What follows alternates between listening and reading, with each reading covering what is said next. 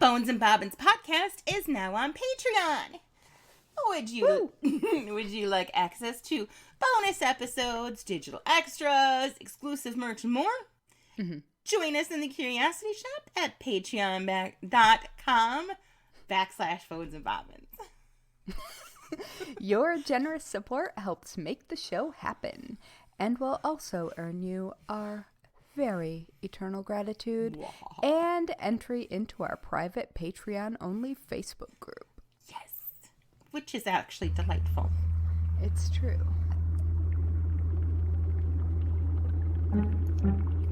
In a dusty old shop on a forgotten old street, you'll find two witches with books 3 boxes deep.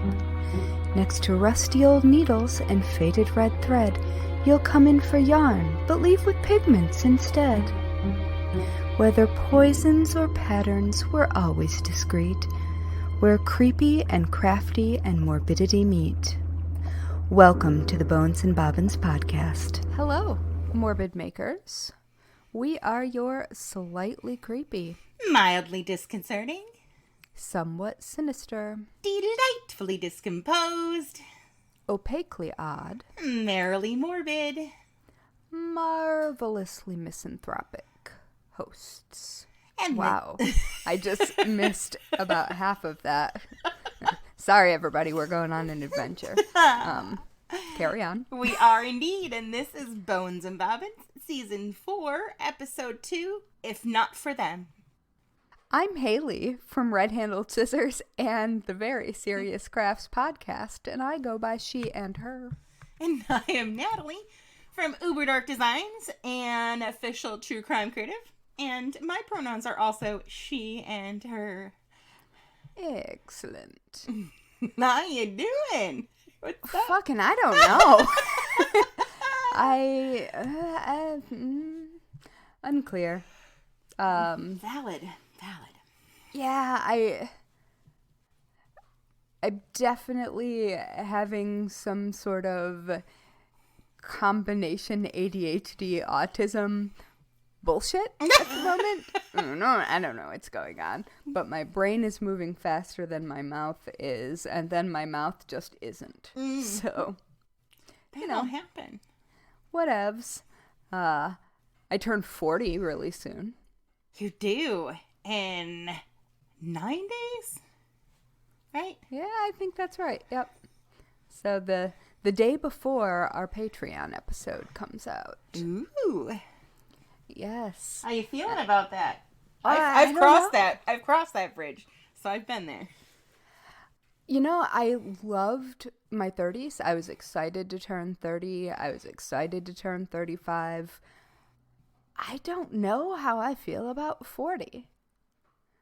That just seems weird to me. It is weird. I also, for a lack of a better cliche, I think that the 40s are the new 30s in a lot of ways. You just become even more solidified in the fact that you're a grown-ass adult. You're usually more comfortable in your skin. You know what I mean? Like, you just... I don't feel like the world needs me to be any more me. You are delightful, though. Yeah, I think there's just... Instead of having less of a tolerance for bullshit, I think at this point in the 40s, you start to develop that dance where you just skirt right the fuck around it and don't even have to deal with it. The I won't be doing that response? Yeah, so not today, Satan. No. I do not receive that. I think some of this, like, I was excited about my 30s because it was funny that I was in my 30s because I looked like a teenager. And I don't look like a teenager anymore. But I also don't feel like I look how I thought 40 would look. Yeah, I would never guess that you were 40. I'm looking at you. But then again, I guess nobody I know looks like young me thought 40 would look. Yeah. Because we all discovered sunscreen. That's true. Yeah, I don't know. So, but the reason that I know that I'm having feelings about it is that a couple mornings ago, I got a phone call from a number that I did not recognize. And I didn't answer it because I don't answer the phone. Right? Fuck you, don't call me. Leave it at the beep. Yeah, so then I was looking at the voicemail transcript, and it was a plastic surgeon's office. And I was like, what? And so then I'm thinking, oh no, what did Insomnia Xanax Haley do? Oh, no. What happened? And so I went back and looked at my internet history, and apparently I decided at like 4 a.m. that I needed under eye surgery. Surgery, not even like Botox. I don't need any fillers. You don't need anything. Like, what would you even have for, to remove the puffiness. I mean, I have really puffy under eyes. It's genetic. My mom also has them, and they will eventually look somewhat like deflated balloons. And that is not the case right now. But apparently, if you have this surgery, you only ever have to do it once and it never happens again. Oh. And so I apparently decided that I needed that. Which, not really. I mean, at some point, I almost certainly will do a little tweaking because I can if I want to. Absolutely. I'm just squeamish because, knife by eyes. Like, I don't know. Like, I'm not going to be awake for it. I know, but like, I could not get LASIK. Like, I will wear glasses. Oh, I couldn't get LASIK. Die. But you're awake for LASIK. Yeah, I know. Yeah. My mom has this weird, fucked up eye pressure thing. I got Nope. Mm-mm. I just, yeah. It's, nope. There's a Clockwork Orange moment that happens. I don't like it, I don't like it, I don't like it, and I know what you're talking about. And I'm like, nope. Just, I couldn't. I don't. That woman, that tiny little human, is one of the most badass bitches that I know. She's like, Matt, that's fine. No. So yeah, I apparently went down a forehead Botox and under eye plastic surgery rabbit hole. Wow. Which is kind of, I mean, neither of those things are things that are an issue at the moment, but they're also things that, yeah, I could throw money at that at some point, whatever. But that my subconscious was just like, I know what we're going to do. Well, your brain is turned off, but you are still ambulatory. We're going to request a consultation. I think it's funny because my moment like that last night was like, I ended up eating like 6 graham cracker squares and ordering a bunch of vitamins because I'm out. Relatable. So apparently self-care happens during an insomnia, but not a normal time. Yeah, I mean, I definitely, insomnia is responsible for many weird purchases that I have made. I used to have a running thread on Twitter of strange purchases that I made. This is my favorite. $10. This was my favorite purchase of yours, though. What's that? Bones and Bobbins. Oh, yeah, it's true. Yeah. This podcast is an insomnia purchase. I forgot about that. Yep. I remember seeing that, and I was like, the second I saw it, I'm like, I'm in. Sign me up. I am fairly certain that you were who I had in mind when I bought it. Because I knew you would be in. Oh, absolutely. Oh my gosh. It was an excellent purchase. Oh my God, I can't believe I haven't told you this. Remember, speaking of the you don't answer the phone. Yes. The fucking Scientologist found me after 4 years. After 4 years. And my parents telling them I was dead. So I didn't answer the phone. It was like a Minneapolis number too, which is not uncommon for me to get because I've got friends in Minneapolis. We're not that far from there. You know, and I was like, huh. But I let it go to voicemail because, again, you know, like, yeah, it can be a text, you know. So then I get a text from the same number, and the name didn't sound familiar, and they said they were from, like, Chicago.org, and I was like, calling from a Minneapolis. Are you now? And I was like, what, you know, what do you want? The fuck is that? Right, and then he said something about, he specifically used the term audit. Oh, yeah. Mm-hmm. And I was like, are you talking about Scientology? And he was like, yes. And then I refused to respond. I was like, are you fucking kidding me? And then, like, I was like, nope, wrong number, wrong person. Don't know what you're talking about. Absolutely not. That's so he tried funny. to call again. And then I get this text, did you block me? And then he tried from another fucking phone number. And I was like, look.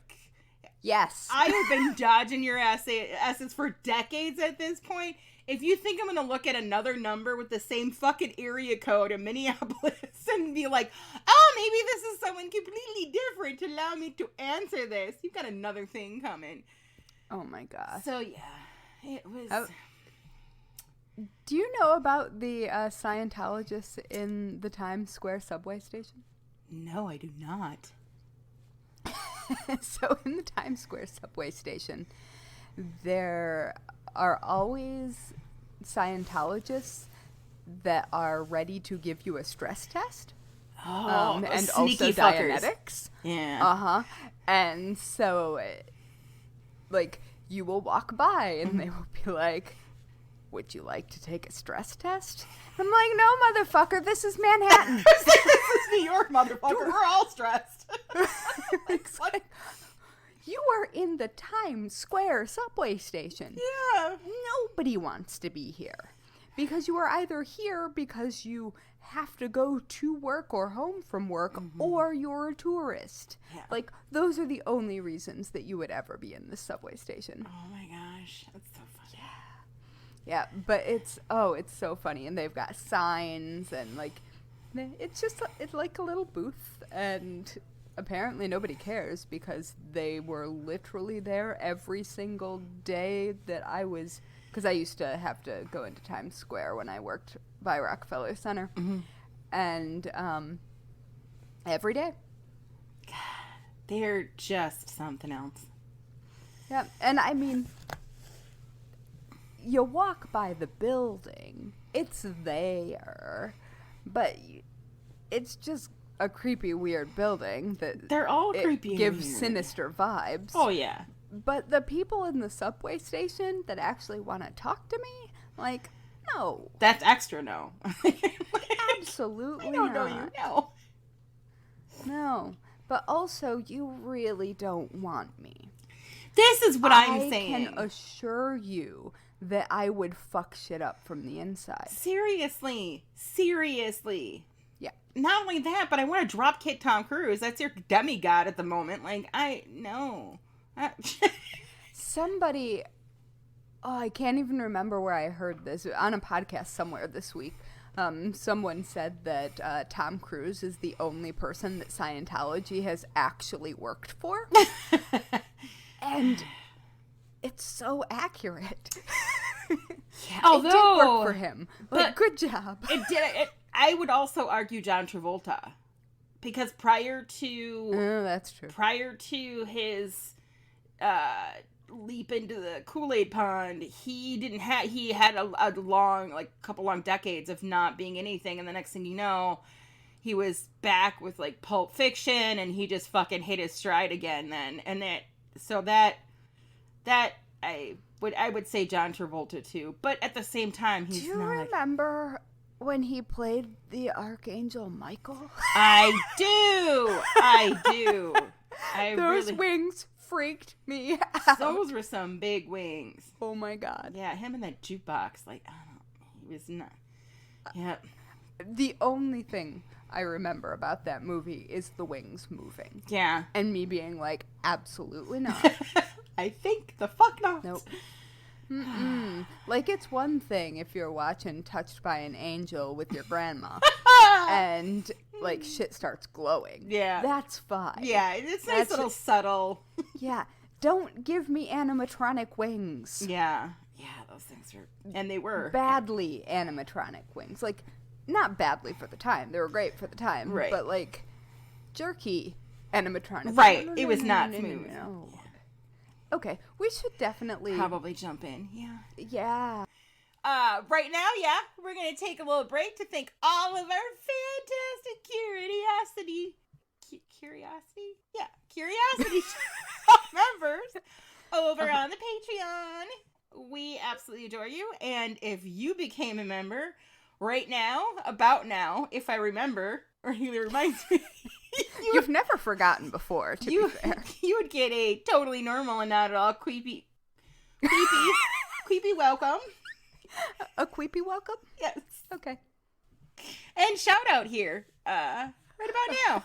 Yeah, because you're the best. Yes. And we would totally go explore hidden old graveyards in the woods with you. Probably around 3:30, 4 o'clock in the morning, hopped up on Xanax. You know, just saying. 3:33. Yes, that's my favorite. Mm-hmm. And if you want in on this fun, not only are you going to get, like, all the other, like, normal surprisey stuff, you also are going to get, like, a huge backlog of Patreon-only episodes. We're coming up on number 60. It's true. 60. I know. That's a lot of fun. And you get a little, you get to hear the cats. my offspring. Gosh. It's a little less edited. Little more. Don't tell them that. Well, because this episode has been unhinged. That's true. Oh my gosh. A little more personal, I guess. We're a little less polished. Yeah. Yes. Because we're normally so very polished and professional. Oh, just classy. But you know who are classy? It's the ladies we're talking about today. It's true.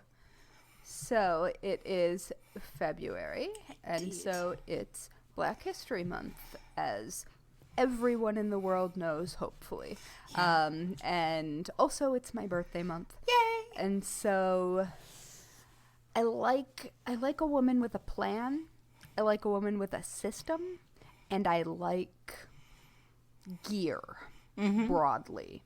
Like, give me a product set. I need the whole set. Yes.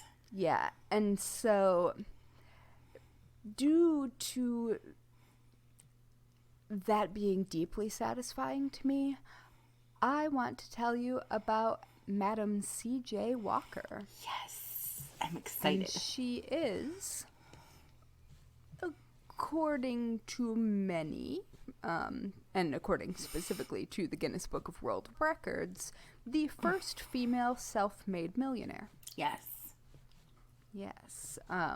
And there were other people about the same time doing, she was well documented, is the thing. She had the receipts. We love a lady with receipts. Yes. So, who was she? You may be wondering. I mean, you know that she was a millionaire. Yes. But how'd she get that money? I will tell you. All right, so Madam C.J. Walker was born Sarah Breedlove on December 23rd of 1867 near Delta, Louisiana. And I just need to take a moment to marvel at the fact that my house was already like 20 years old. Wow. At this point. So that's terrifying. I just think she had a great name. Yes, it's true. All right, so, like I said, she was born on December 23rd, 1867 in Louisiana. and she was a black woman and the first child in her formerly enslaved family to be born into freedom. Wow. Because the Civil War had come to a close in April of 1865. So, I mean, that sort of breaks my brain because the idea of enslaving people breaks my brain. Right. But, like, knowing that you were the first child in your family born into freedom is kind of amazing. Yeah. But alas, started out on a good note. Things went a bit downhill from there. Oh, no. So she was orphaned at 7 years old, and her mother had died of what was likely cholera in 1872, and her father died a year later. Oh. Yeah. And she was one of 6 children, and she ended up moving to Vicksburg, Mississippi at age 10 to live with her older sister and brother-in-law, what with her being an orphan. I have absolutely no idea what she was doing in the 3 intervening years. Oh, my goodness. At least she had family, though. I mean, that's good. Yep, and as far as I know, all of her siblings were older. That seemed to be the case. So when she moved to Mississippi, she also started working because 10-year-olds definitely should. Well, anyway. So she started working as a domestic servant, which I sort of imagine was what she was doing in the intervening years between being orphaned and making that move, because it didn't seem to be weird. Yeah. That, like, it didn't seem to be a sudden change in life from my research. According to her own statements, she had only 3 years of formal education in her early childhood, which all came from attending Sunday school literacy lessons at church. Yes. Yeah.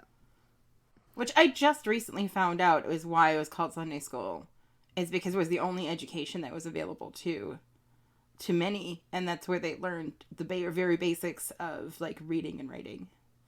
Yeah, I don't think I realized that until, like, researching more into history. I mean, it makes sense because the church was often the point of contact to anyone in the community. The center, yeah.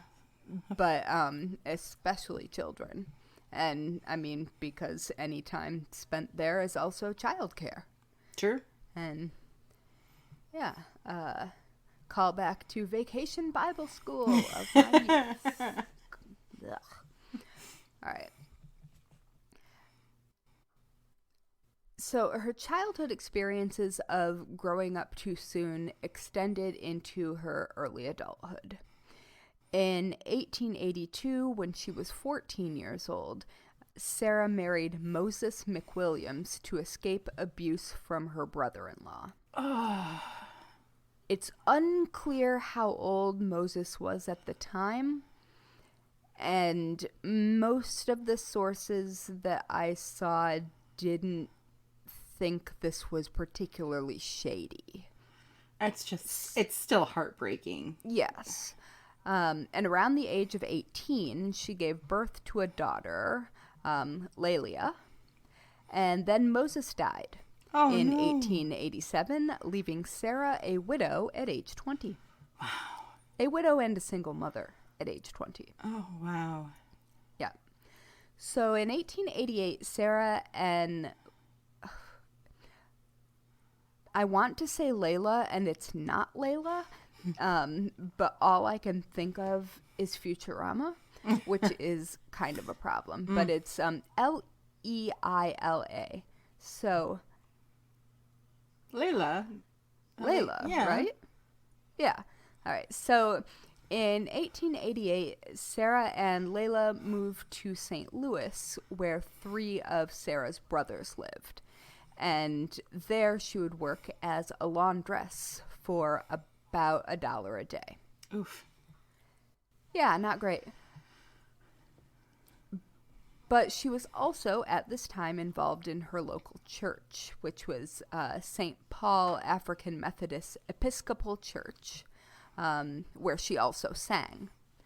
And she was inspired by the women in her church community and longed for more education and the kind of educated life that she interpreted them to be leading. Mm-hmm. And she was determined to make enough money to send her daughter to actual school. Oh, okay. And as far as I know, that happened because they would later both go on to build a business empire. And her daughter seemed very well-rounded. Right. Now, moving along to 1894, Sarah remarried. But then she left her second husband around 1903. Oop. And then in 1906, Sarah married her third husband, who was Charles Joseph Walker, a newspaper ad salesman. And that's also where the name Madam C.J. Walker came from. And in 1912, the couple divorced, but the name Madam C.J. Walker stuck. I mean, that's a good name. It is a good name. It's a really good name. All right. Working in the harsh environment of a laundry, likely coupled with some nutritional deficiencies and a very, very common for the time lack of access to frequent bathing opportunities and also cleansers gentle enough for skin and hair. None of that life was great for Sarah's skin. And she had some pretty severe dandruff issues and problems with balding areas on her scalp and other skin irritations, which, as a woman with eczema, which absolutely loves to throw dance parties on my scalp and in my eyebrows, Oh, no. my head tingles in sympathy. And also my hair falls out in sympathy. And my back and my chest and my hands and my left knee also itch. And Just listen, the left I'm one. A mess. Yep. So, anyway, I see you, Sarah. I understand. I pulled out quite a lot of hair this morning in the shower. So, like anyone would, me very much included, Sarah wanted that shit to stop. Interestingly, the 3 brothers that Sarah had moved to be closer to were barbers and were knowledgeable about hair care. Oh, okay. Yeah, and so taking an interest in products specifically formulated for African American hair care needs, Sarah dipped her toe into the beauty industry for the first time when she signed on to commissioned sales for Poro Company hair care products from the, at the time, famed African-American hair care entrepreneur Annie Malone. During her time working with Malone, Sarah would also start to develop a hair care product line of her own, which would not make future Annie Malone very happy. I was going to say, I could sense some discontent. Yeah. Poor Annie Malone. In 1905, then 37-year-old Sarah and her daughter moved to Denver, Colorado. Okay. yeah, that seems like a leap, but you do you. Right. For a while, Sarah continued to work as a sales agent for Annie Malone, and she also continued to work on her own products. And I also just realized the reason that she probably moved to Denver was westward expansion. Yeah. Because it is not terribly far removed from like the 49ers and such. So that makes sense. There were lots of new towns that were becoming established. So, okay. So, while she was in Denver, for a while, Sarah continued to work as a sales agent for Annie Malone, and she also continued during that time to work on her own products. And in 1906, when Sarah married Charles Joseph Walker, her fledgling business was about to take off. So Sarah had met Charles Joseph Walker before she moved to Colorado. And I guess it worked out. Unclear how he ended up in Denver with her, but, whatever. It's not about him. No, it truly isn't about him. So her business was about to take off, and following in the footsteps of French beauty entrepreneurs, specifically women, she styled herself Madame. Uh-huh. And her husband, who was also her business partner at the time, just happened to be an advertising professional and contributed to advertising and promotion efforts. So now we're going to move on to what would become known as the Walker system. To start, Sarah, who is now professionally known as Madam C.J. Walker, sold her projects door to door, teaching women how to use the products and style their hair. Not without drama from Annie Malone, who accused her of stealing a formulation for a petroleum jelly and sulfur combination. But it also turns out that combination had already been in use for like 100 years. So, oops. I mean, yeah. It didn't hurt that she had experienced Annie Malone's products beforehand, but it also wasn't like they were reinventing the wheel, both of them, right? At this point. Yeah, I mean, I would imagine that a lot of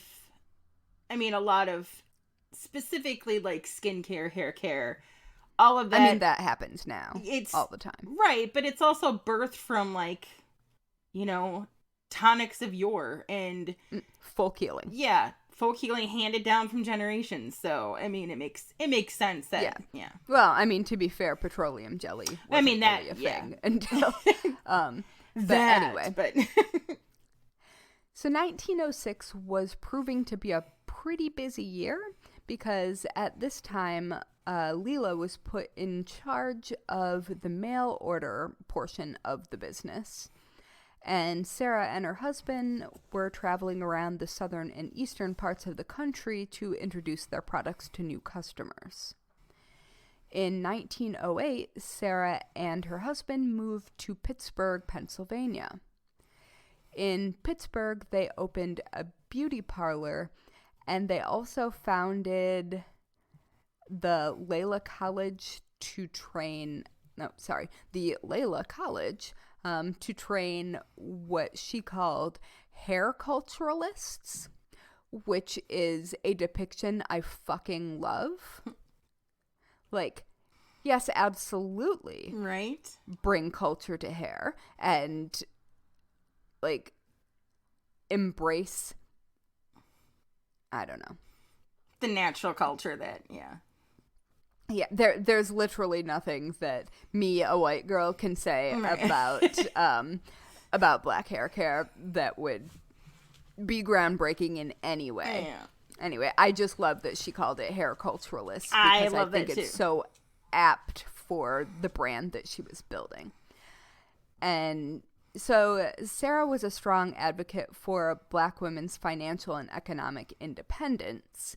And to further her reach, training programs in what was called the Walker system began for her network of licensed sale agents across the United States. And these agents who were selling the products earned healthy commissions on the products that they sold. And so she was truly helping them build businesses. Mm-hmm. And big moves continued to happen as the business grew. The Denver office was closed in 1907.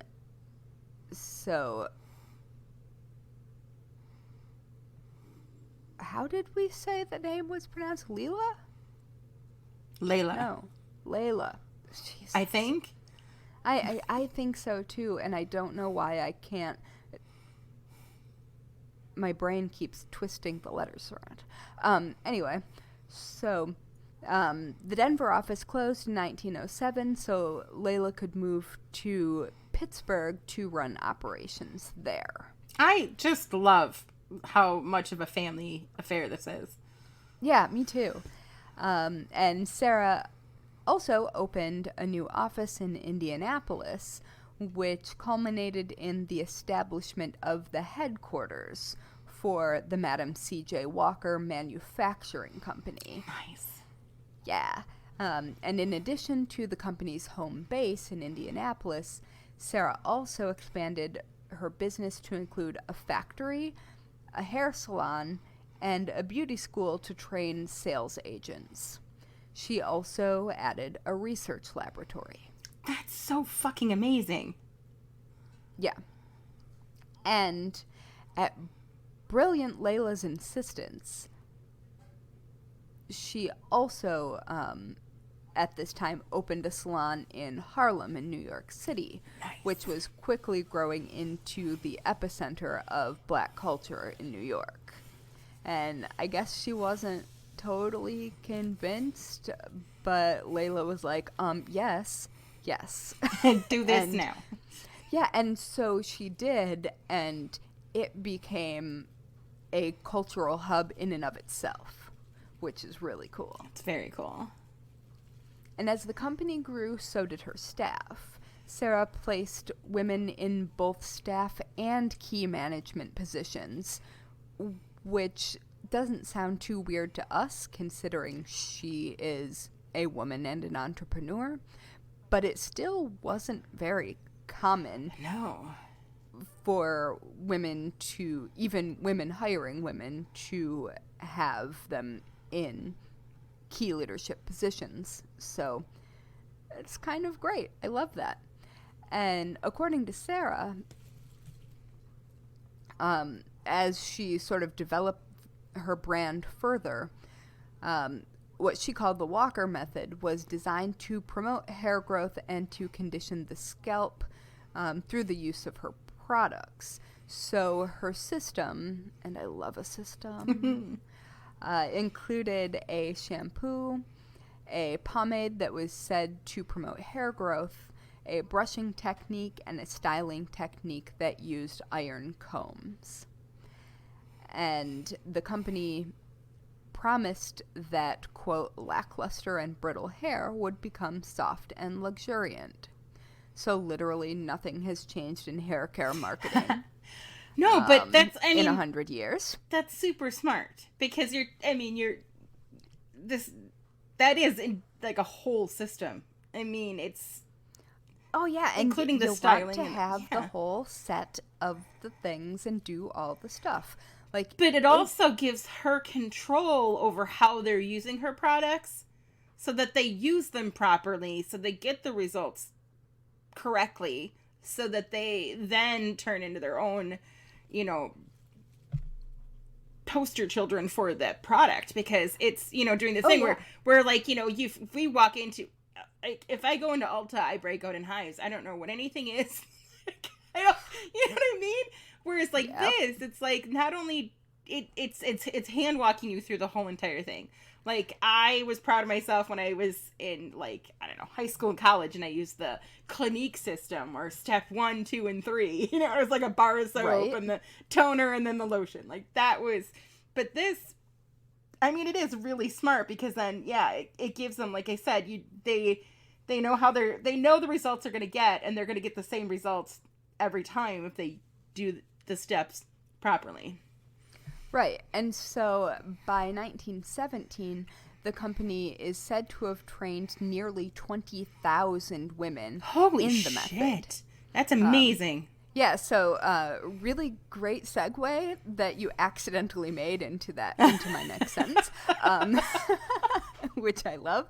And several thousand women worked as sales agents. Wow, that's great. And well, things sort of started off as a door-to-door sales technique. You gotta start somewhere. You gotta start somewhere. Oh, yeah. But it transitioned into something different for exactly the reasons that you were mentioning about having a controlled environment for results.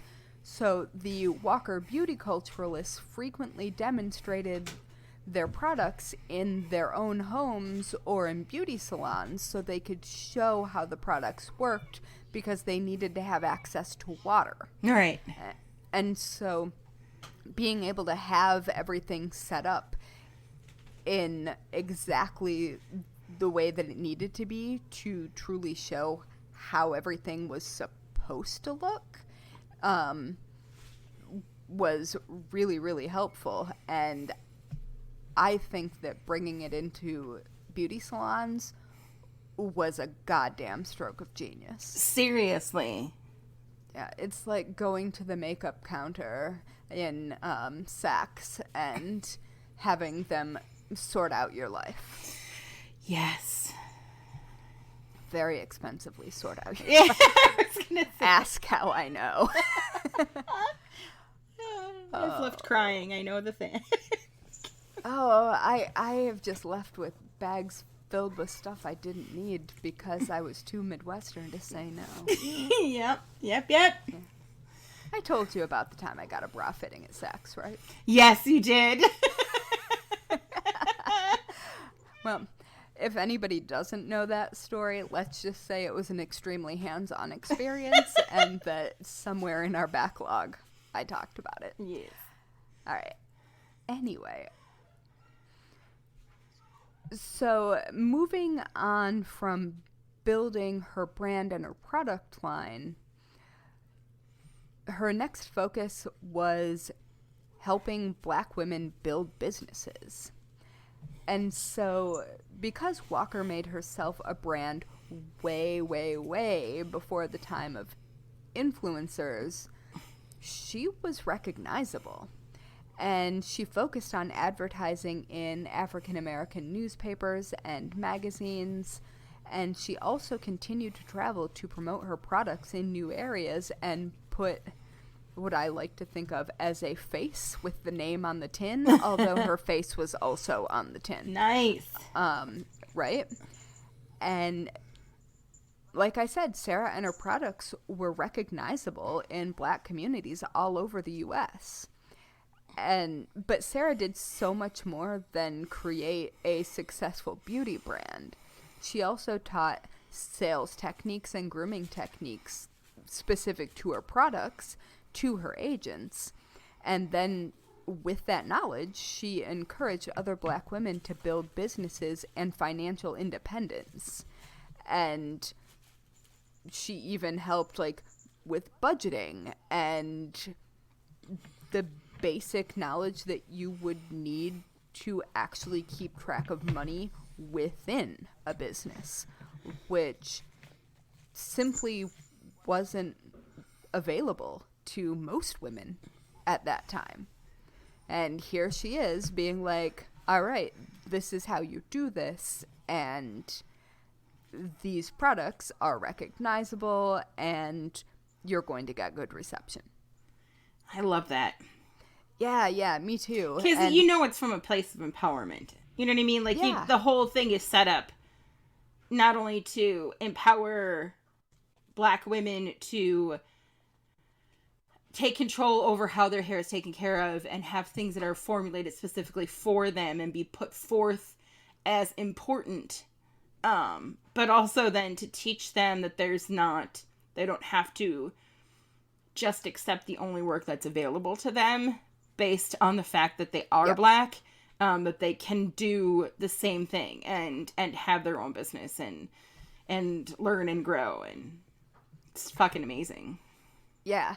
And out of curiosity, I also looked up when Avon started, because it's such a similar model, and like my grandma was an Avon lady, and it also started around the same time as Sarah's business was starting, but then many there are a lot of very, very similar businesses with similar business models happening at that time, because going to people's houses and word of mouth was by far the best way to market I would have sucked. I would not have been able to go door to door. That would not have been a thing I could have done. No. Nope. No. Yeah. So, so like I said, she encouraged other Black women to build businesses and financial independence. And she was basically a force of economics and a force of nature, who went from a 7-year-old orphan to a self-made millionaire and philanthropist. It's amazing. Yeah, and there's this photo of her that I forgot to put in the show notes, but I will add to the show notes before I post them online. That is her in her car. Like, she's driving, and it's a car filled with people, and she looks like the most badass lady. Like, I love it. I want to ride with her, please. And it's just, like, I don't know that it was particularly normal for women to be driving. And it was a nice car. Love it. I love everything about it. All right, so going back to the beginning, was she really the first female millionaire? There are other contenders for the title, but like I said, Madam C.J. Walker had the receipts and a documented rise in the business world. And she was also registered in the Guinness Book of World Records. There you go. Because she had that documented meteoric rise.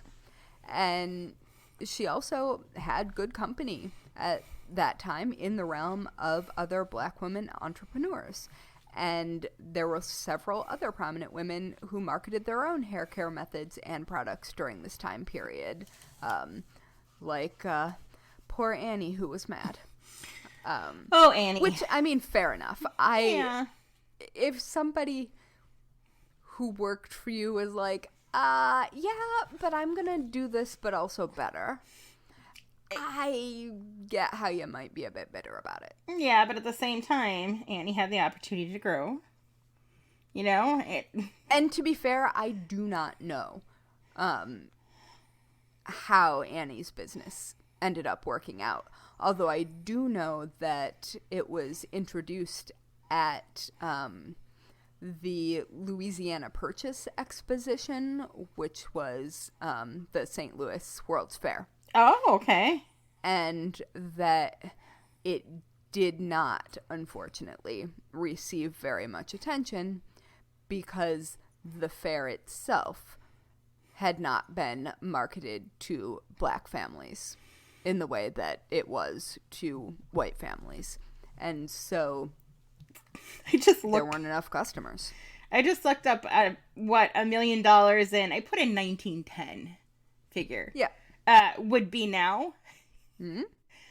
$31,241,789.47, roughly. Fuck yes, it was. And I don't know how many millions she had.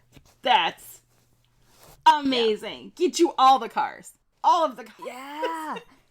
So that is Madam C.J. Walker. And I also really love that in talking about this story and in the research I did, very little dwelling upon the fact that she was like, see ya to a couple husbands happened. Yeah. Like, that was fine. She was busy.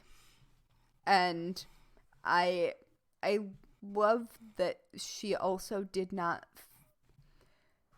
face the consequences that she could have for that. But also she was such a trailblazer that the rules probably didn't apply. Right.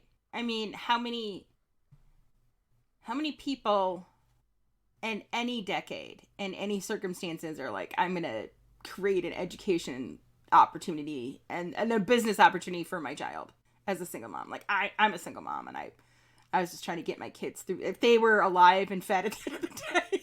I mean, but frankly, you already have one. But in college. Yeah, but it's like, you did amazing. The damn thing. And you are also an entrepreneur. It's just amazing to me, though. Like, it just, God, I would have loved to just be in her presence, you know? Yeah, and she also, at some point, had a gathering of, I believe they were the sales agents, and of like 200 people, and it was thought that that was the first time that many women business people had met specifically to talk about business matters, all in the same place. Business women. It was the first time that shit had happened. That's all. I would believe that. Yeah. That's amazing. So there's lots more information about her. There's also apparently a Netflix series. Ooh, I'm gonna watch that. I didn't know about. And I have to just point out how funny I think this is, but one of my sources is Town and Country magazine. And okay, I just want to say to them, what the fuck? And also, Town and Country seems to have come a long way. Right? Oh my gosh. Anyway, so I guess her Netflix show is called Self-Made. I'm gonna definitely check it out. That's awesome. Yeah, and I don't know how well they handled it. I don't know anything about it. It was in the last article I read when I was researching. So, otherwise I would have watched it. But yeah, so Madam C.J. Walker. Love her. Is awesome. Yes. A+. So today, I'm going to talk about an insanely amazing, badass woman as well, who was a total pioneer in women's cycling. Yes. Today, I'm going to talk about Kittie Knox. Which is such a good name. It is. And she has a bizarre commonality with Madam C.J. Walker. Not so much bizarre, just sad. Catherine Towle Knox, known as Kittie, was born on October 7th, 1874 in East Cambridge, Massachusetts. She was the daughter of a white mother, Catherine Towle, from East Parsonfield, Maine, who was a mill worker, and a black father, John H. Knox, who was a tailor from Philadelphia. And it sounds like he was a freed slave. So, when Kittie was just around 7 years old, Sarah, her father passed away. It was from unknown causes. And in the wake of her father's death, Kittie, her mother, and her older brother Ernest moved to the west end of Boston on the corner of Irving and Cambridge streets. So her parents were allowed to be a family? Yes, that's amazing. Oh, this is so I guess in the late 1880s and early 1890s, that particular area in Boston was home to like. I mean, Cambridge is a separate city. No, it's on Irving and Cambridge streets. Oh, yeah, sorry. That's okay. But I said that specifically because Jeremy's uncle lives in Cambridge and he might be listening, and then I was going to get Irving and Cambridge streets in Boston on the corner. So I guess this particular area was like home, like the whole neighborhood was all immigrants and African Americans. And while great. Like the west end of Boston where they were at struggled financially, it was like extremely progressive in integration of many different cultures and of like interracial families.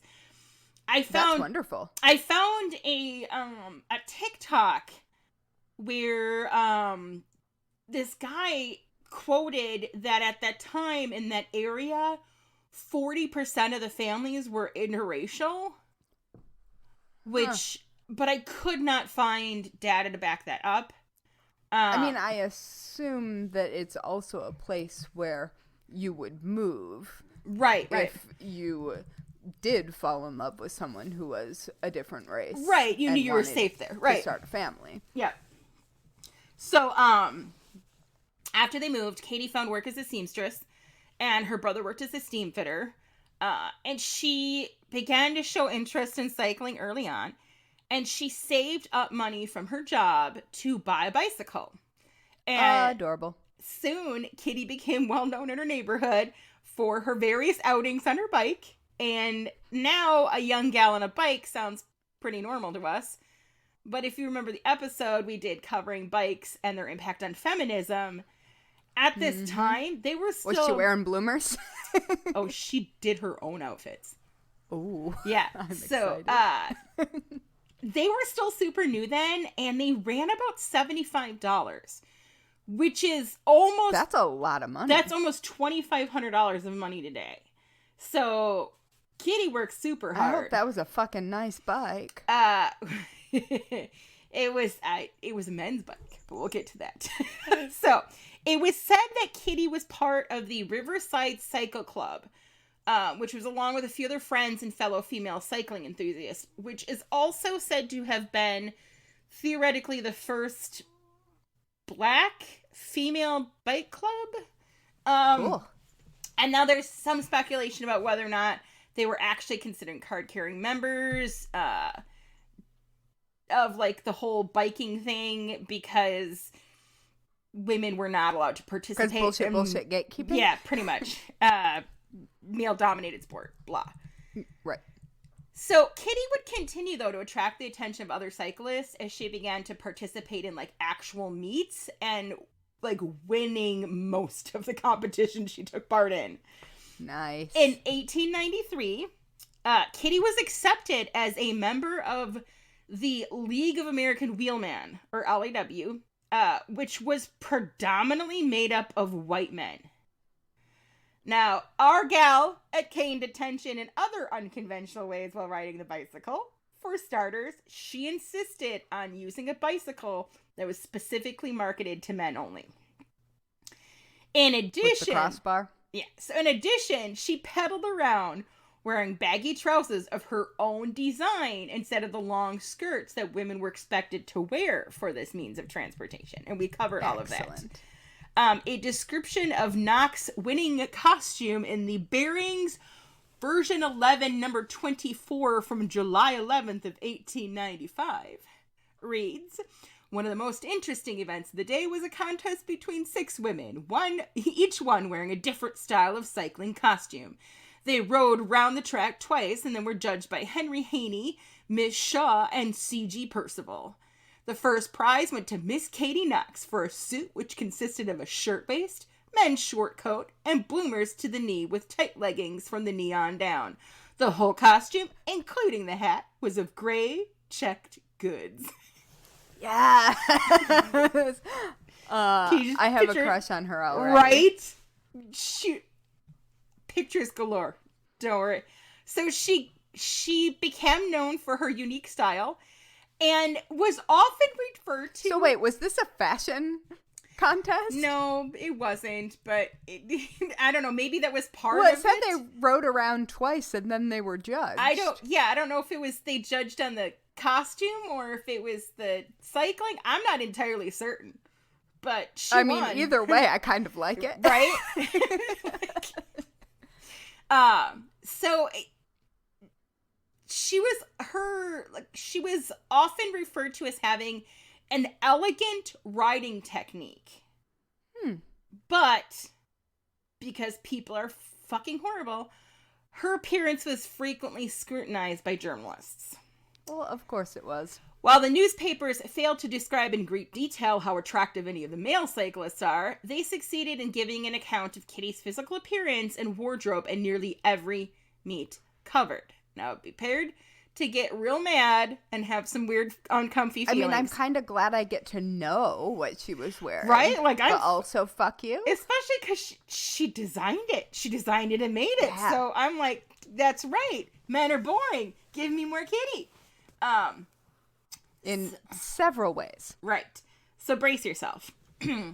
She is All right. at times described by journalists as a comely colored maiden, murky goddess of Beanville,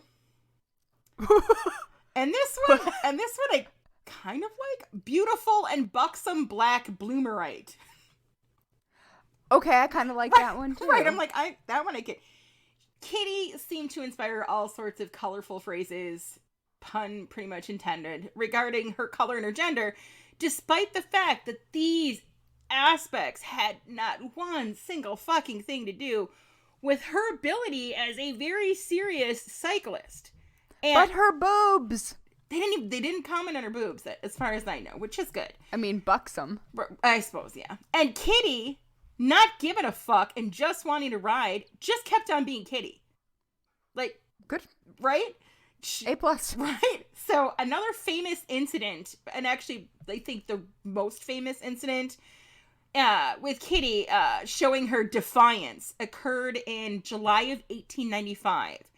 So, she entered an annual meet at Asbury Park. It was reported that she was denied entry and was not recognized as a member of the LAW, despite being a card-carrying member for a couple of years at this point. It was also reported that Kittie was denied service by restaurants and hotels while staying in Jersey for the meet. And this situation was promptly documented all over the frickin' place. Right. So, first up, we've got the Referee and Cycle Trade Journal. And their description was, considerable of a sensation has been awakened by the presence of Miss Kittie Knox, the pretty colored girl from Boston. She has been a member of the LAW for a number of years, but this is the first national meet she has attended. When she made application at the league headquarters for the tickets entitling her to the various privileges accorded league members, she was refused, although she presented her league ticket. At several places of entertainment, she was also refused admission. She, however, joined in several of the runs and has been doing the best that she could to enjoy herself. Vice President G.O.A. Perkins says that she must receive all the privileges accorded of other league members or there will be trouble. Fuck yeah, Perkins. Right? So, and her perseverance in the whole situation also caught the attention of far-off newspapers, such as the San Francisco Call, which described the uproar when Miss Knox, whose appearance and dress has been objects of admiration all day, walked into the committee room at the local clubhouse and presented her league card for a credential badge. The gentleman in charge refused to recognize the card, and the young woman withdrew very quietly. 99 out of every 100 members interviewed expressed the heartiest sympathy for her and condemnation of the hasty action of the badge committee. The New York Times reported, With the Boston delegation is also Miss Kittie Knox, a pretty young colored girl who rides in the Riverside Cycle Club, Boston's only colored cycle club. And they cut right to it. They were like, this afternoon, Miss Knox did a few fancy cuts in front of the clubhouse and was requested to desist. It is thought that this episode will result in temporarily opening the color line question. Some of the Asbury Park wheelman officials, it is said, will protest against permitting Miss Knox to remain a member of the league, and the local kickers say they will have a reckoning with the league secretary, Abbott Bassett, upon his arrival. Back in 1894, so that was before this, the LAW had changed its constitution to include the word white, creating a color bar for the organization, and this caused many members to question legitimacy of Kittie's membership. In his book, Boston's Cycling Craze, 1880 to 1900, Lawrence J. Finnison, who I'm very thankful for, and I will get into why later, details some of Kittie's experiences during this time. I'm including links. Eventually, the issue of the color bar boiled over into to an LAW battle between members who believed that the LAW's white-only membership policy be upheld and those who felt segregation was wrong. In a July 1895 issue of LAW Bulletin and Good Roads, LAW stated that Miss Kittie Knox joined the league April 21st, 1893. The word white was put in the LAW Constitution February 20th, 1894. Such laws are not and cannot be retroactive. We don't know who it was that competed in the races, and we know of no law that would keep a Negro out of an open race, be he league member or not.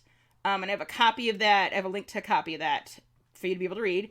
After this statement was released, Kittie was accepted fully as a member, making her the first ever African-American to be accepted by the League of American Wheelmen. However, the color bar would remain in effect within the league until it was publicly repudiated in 1999.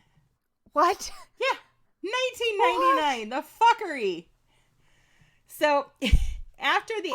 Yeah, right? I was like, you've got to be fucking kidding me. What the fuck, Boston? Seriously, you're bike riders. Get the fuck over it.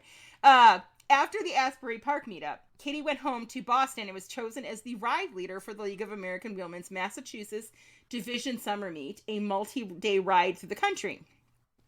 In August of 1895, the Partridge White Ribbon Open Century was almost canceled by a thunderstorm.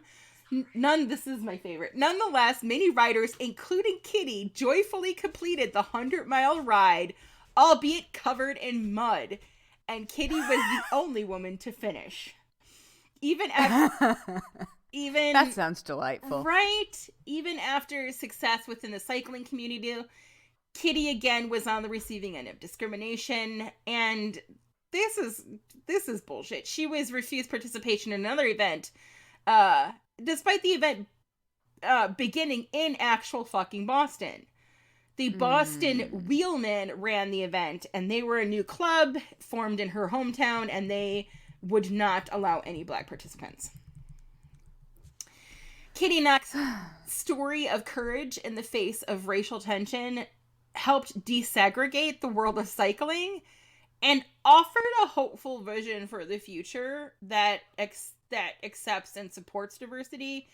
She is featured in several cycling journals held by the Smithsonian Libraries, such as the Referee and Cycle Trade Journal and the Bearings. Both journals can be found in the Smithsonian Library's digital library. Much of her story is also detailed in the Boston's Cycling Craze 1880 to 1900, like I mentioned, which can be found in the National Museum of African American History and Culture Library. And I'll hook you up with links to, I believe, all of those in the show notes. So, while unable to change LAW's discriminatory treatment against her and other African American bicyclists, Kittie generated a public debate over the whole segregation policy in a way that nobody else really had. Sadly, in 1900, just days after she turned 26, Kittie died at Massachusetts General Hospital of kidney disease. She was buried in a grave at Mount Auburn Cemetery, that was unmarked until 2013, when 3 generations of her relatives attended a ceremony and dedicated a new headstone. What in the actual fuck? Knox had, like, been doomed to obscurity until 2007, when author Lorenz Finnison stumbled across her name while researching that book on Boston cycling history. Passing references to Knox in cycling books prompted him to search local newspaper archives for more information, and everything we know now is because of Finnison's desire to learn more. And I am incredibly grateful that Kittie's story is finally being told, and I absolutely love how many people loved her. Yeah. You know, and as much as, and again, you know, I hate the term colored, and it was quoting it out of their, but it was pretty, beautiful. You know, like, there was a respect there, even though there were some that obviously were not respectful. But there was a love and a respect, and the fact that the president was like, oh no, she should be given all of this, or there will be hell to pay. Like, the fact that they backed her so much. She bucked the system in that she rode a men's bike. She wore clothing that was not deemed appropriate for a female at that time. That she designed and made herself.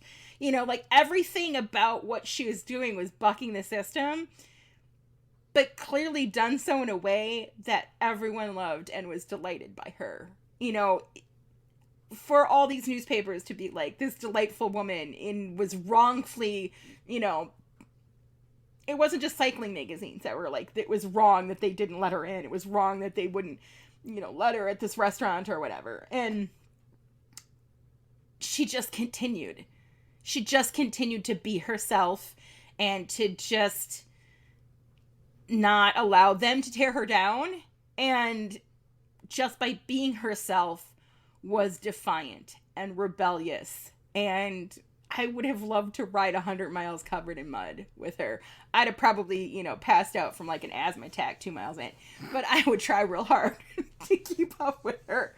And I'm really sad in that she passed so young, and that her story has remained unheard for there's probably literal generations that will never have heard of her because of how long has gone before, you know, right, her story has come to light. But I'm so happy that I finally got a chance to do her, because when I was researching bicycles' impact on feminism, I had come across her, and I was like, oh, I want to know more about her, especially because she looks like a teddy girl in her, and how that's she exactly what I was and thinking. how she dresses.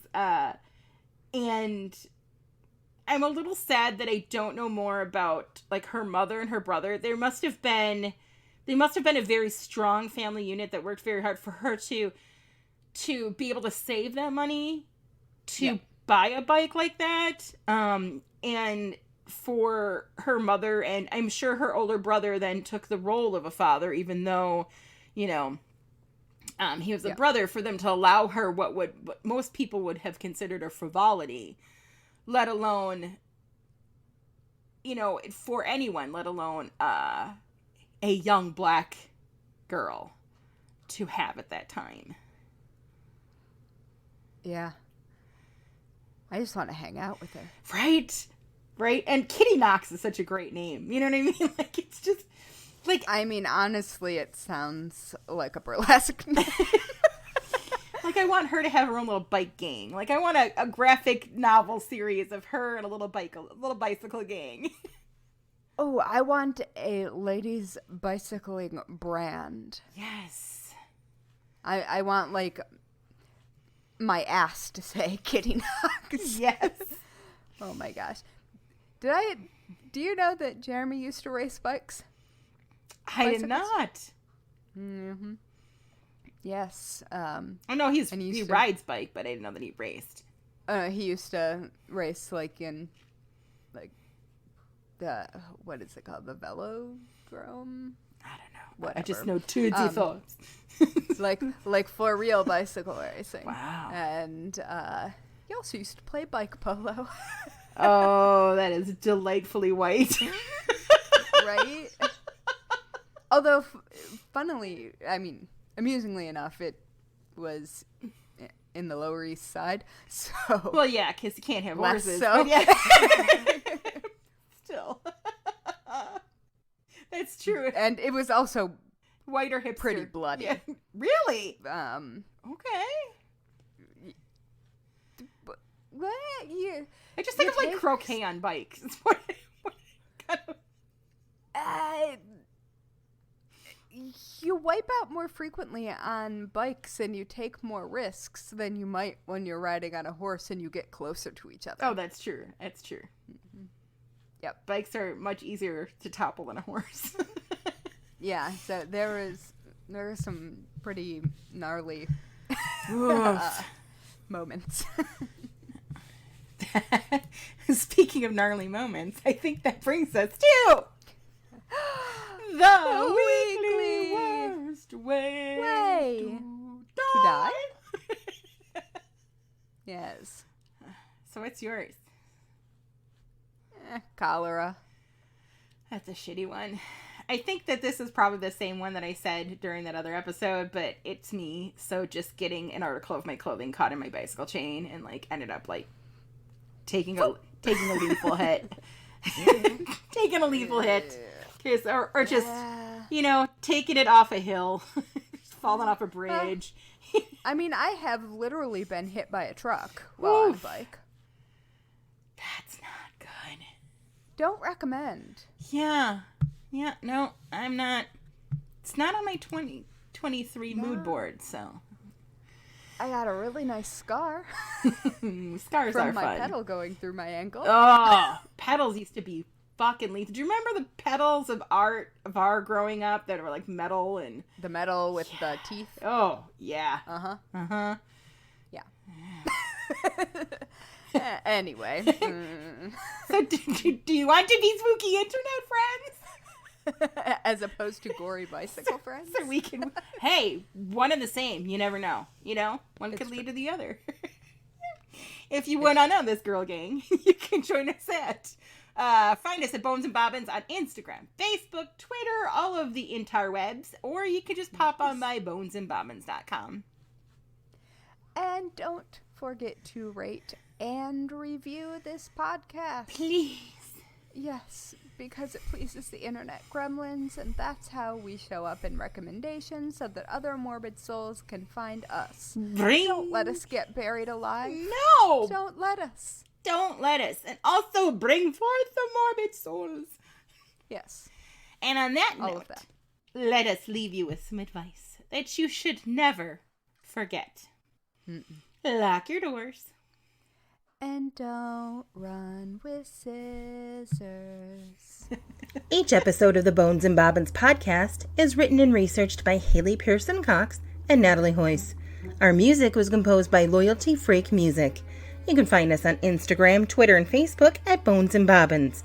Subscribe now on Apple Podcasts, follow us on Spotify, or check us out wherever you listen to your favorite podcasts so you won't miss a minute of our strange and creepy content.